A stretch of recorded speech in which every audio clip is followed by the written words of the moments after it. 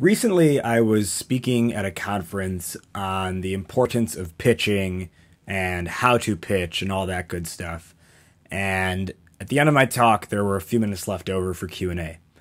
Now, one person raised their hands and asked me what to do when you actually have multiple products and multiple audiences as a result. So you don't just sell one product or one service to one narrowly defined market. You've actually got several buyers, you've got several types of buyers, and a handful of products or services under your belt as well. And my answer to them was, it is really about organizing the information that you have in front of you based on the problem set or sets that your audiences experience. Here's what I mean by that. A lot of companies, when they have multiple audiences, will decide to categorize it based on the products that they sell. So let's say it's a software company selling something that has to do with like sales and marketing software. So they will have their lead generation software, and separate from that, they will have their marketing attribution software.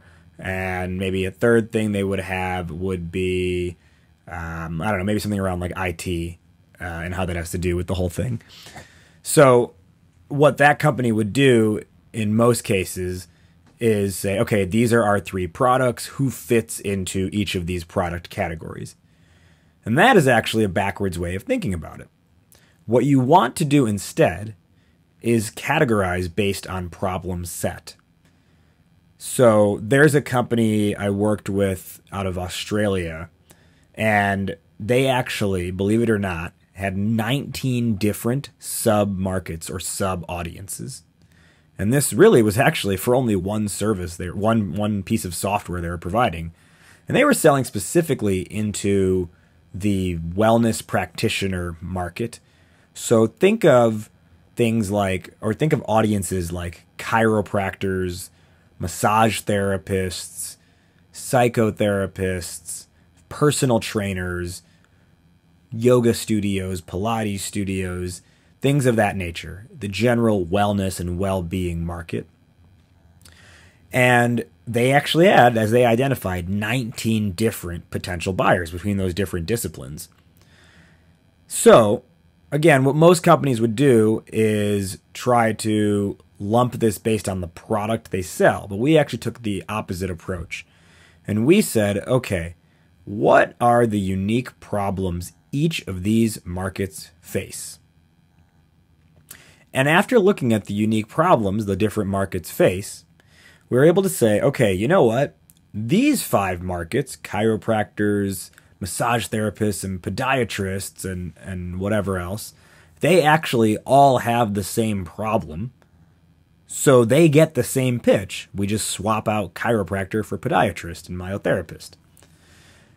Versus another set of sub-audiences that they had.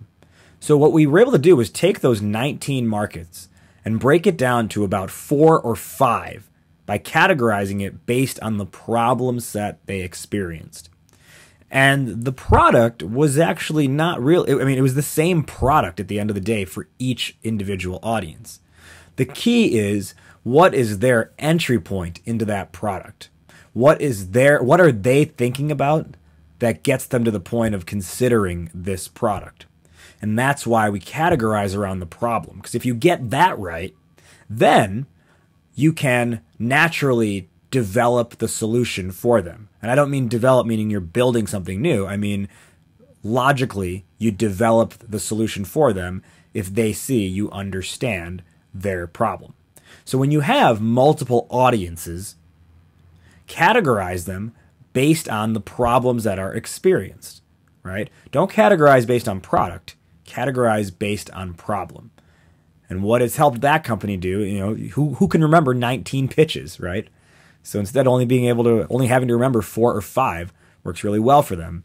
And they've been able to onboard hundreds of practitioners every month onto their platform. So if you have multiple audiences, categorize based on problem, not based on product.